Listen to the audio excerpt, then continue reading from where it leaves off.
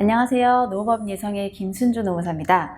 네, 회사는 근로자의 소득세 및 사회보험료를 원천 징수한 후에 이 원천 징수한 소득세 및 보험료를 납부하여야 할 의무가 있는데요. 이 근로계약서상 계약된 월급과 실제로 급여 지급일에 이체되는 금액이 다른 이유가 여기에 있습니다. 네, 계약서상 월급여에서 이 소득세 및 보험료를 회사에서 공제를 한 차액을 지급하기 때문인데요. 이번 시간에는 매월 급여에서 소득세 및 사회보험료를 어떻게 공제해야 하는지에 대해서 알아보도록 하겠습니다. 네, 제가 처음에 말씀드린 것처럼 회사는 근로자의 소득세 및 사회보험료를 원천 징수한 후 이 원천 징수한 소득세 및 보험료를 납부해야 되는데요.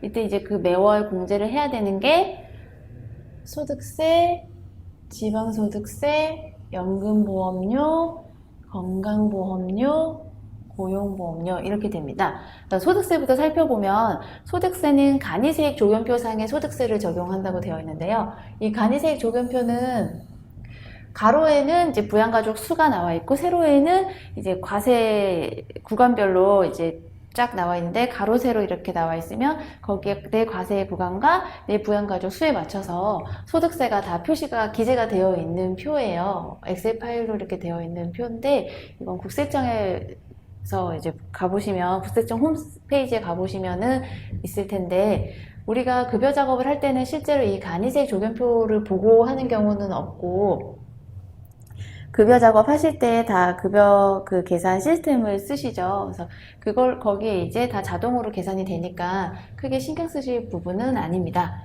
그리고 지방소득세는 소득세의 10%로 계산이 됩니다. 그 다음 연금보험료는 보수월액의 일정 요율, 보수월액은 이제 한 달 동안 매월 고정적으로 지급을 받는 그 과세만 해당이 된다고 보시면 되는데요.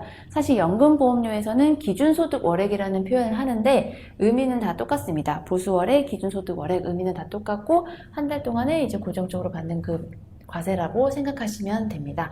이 보수월액의 4.5%, 2019년도 기준 4.5% 이렇게 일정 요율을 곱한 금액을 공제를 하면 되고 건강보험료도 보수월액의 일정 요율을 곱하면 되는데 2019년 기준은 3.23%입니다.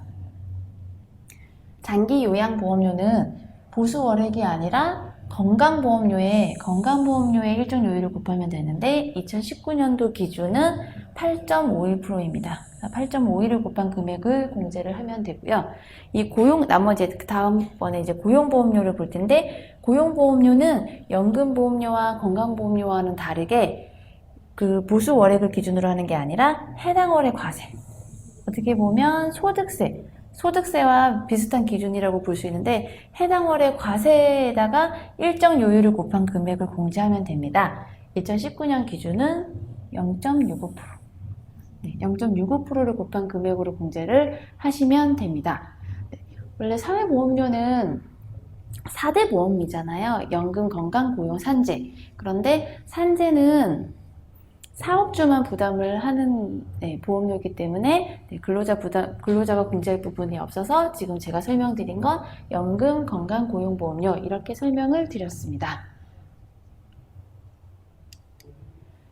그 다음으로 이제 급여 공제를 할 때 연간 일정에 대해서 살펴보겠는데요. 1월에는 건강보험료 요율이 항상 변경이 돼요. 인상이 됩니다.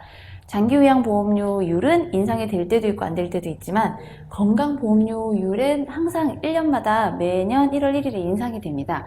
건강보험료율이 인상이 되면 장기요양보험료율이 인상이 되지 않더라도 장기요양보험료가 건강보험료의 일정 요율을 곱하는 거기 때문에 건강보험료율만 인상이 돼도 건강보험료와 장기요양보험료가 모두 인상이 되는데요. 1월에는 이 변경된 건강보험료와 그리고 장기요양보험료를 반영해 줘야 됩니다.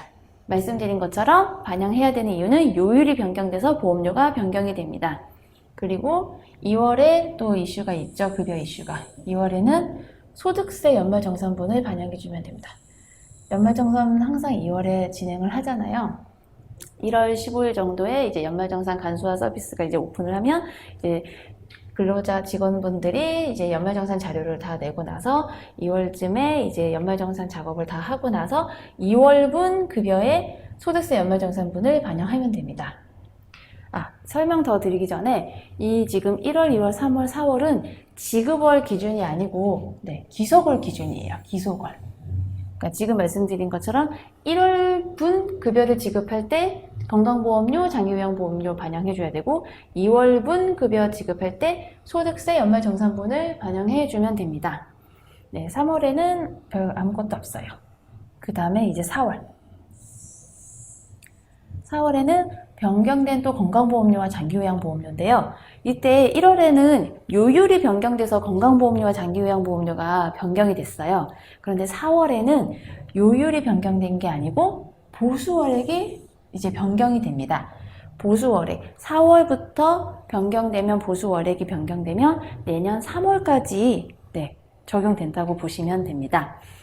이 보수월액은 전년도부터 이제 계속 재직 중인 분들을 대상으로 해서 전년도에 총 받은 그 보수를 기준으로 해서 보수월액을 산출을 합니다. 그래서 이렇게 산출된 보수월액을 4월부터 적용을 하는데요. 이 4월에 이 변경된 건강보험료와 그리고 장기요양보험료를 반영해 주시면 됩니다. 이 변경된 건강보험료와 장기요양보험료를 반영해 주시면서 동시에 더 하나 해주셔야 할 게 건강보험료 정산금이 있어요. 이 건강보험료 정산금은 전년도에 실제로 납부한 보험료와 그리고 내가 실제로 받은 총 보수에 대해서 납부해야 되는 보험료와의 차익이라고 보시면 되는데요. 이 건강보험료 정산금은 소득세 연말정산이랑 같은 비슷한 그거라고 보시면 됩니다. 그러니까 실제 납부했어야 되는 보험료, 내가 총 받은 보수에 대해서 실제 납부했어야 되는 보험료를 그리고 그 보험료에서 내가 실제 납부한 보험료를 뺀 차익이라고 보시면 됩니다. 그래서 1회 대상자는 그 보험료 정산금이 1회 대상자가 있고 이거를 5개월 동안 분납해서 납부를 해야 되는 대상자가 있어요. 이 차이는 어떻게 나눠지냐면 이 기준은 1개월치 보험료가 정산금이 이 1개월치 보험료를 초과하는 경우에는 일괄적으로 다 5개월로 분할 납부가 되는 거고요. 이 정산보험료가 1개월치 보험료보다 적은 경우에는 4월달 한 달만 납부하고 끝나는 거예요. 그래서 1회 대상자들은 4월 달에 같이 건강보험료 정산금을 반영해 주시면 되고 이 분납 대상자들은 4월에서 8월까지 4, 5, 6, 7, 8 이렇게 5개월 동안 4, 5, 6, 7, 8 5개월 동안 분납금을 반영해 주시면 됩니다. 그 분납금 반영하는 중에 이 7월에도 7월에는 연금보험료가 변경이 되는데요. 이 연금보험료가 변경이 되는 이유는 가로 속에 보시는 것처럼 보수월액 변경. 사실 이 보수월액은 건강보험료에서 쓰는 용어고 연금보험료는 기준소득월액인데 의미가 같아서 이렇게 보수월액이라고 했는데요. 이 기준소득월액이 변경됨으로써 연금보험료가 변경이 됩니다. 그래서 이 변경된 기준소득월액은 7월부터 다음 연도 6월까지 적용이 됩니다. 그래서 이 7월에 변경된 연금보험료를 반영해 주시면 됩니다. 이렇게 4대 보험료랑 소득세를 반영을 신경을 써야 되는 거는 이제 8월까지가 마지막이에요.